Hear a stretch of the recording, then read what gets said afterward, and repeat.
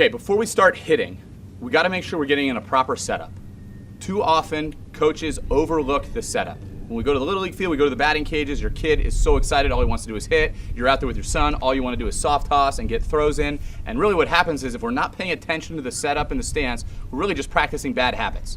And it's not about the quantity of the work we put in, we got to put in good quality. We could take 1,000 bad swings, it doesn't mean we're getting better. If we take 10 good swings, that's where we're going to really improve. So let's make sure that we're taking the time to set up our Little Leaguer the right way and give him a chance for success. The first thing we want to do is we want to talk about the feet. We'll start from the ground up. We want to make sure that our feet are wider than the plate, just outside our knees.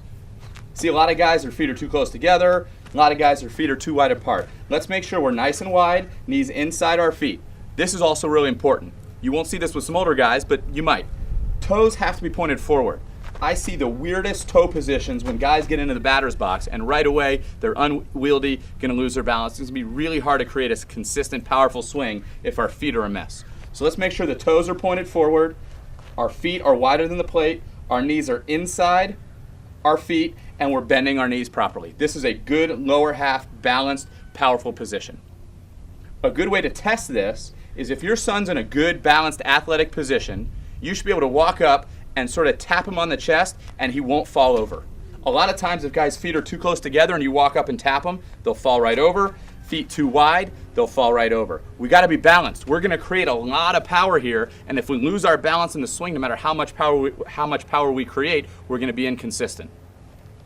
Another problem I see is even if the toes are pointed forward and the setup's good, we sometimes end up flat-footed or on our heels. This is really going to cause a lot of problems as we go to create the power in the swing. So even if we've got a good setup, let's make sure we're tipping our weight more towards the balls of our feet.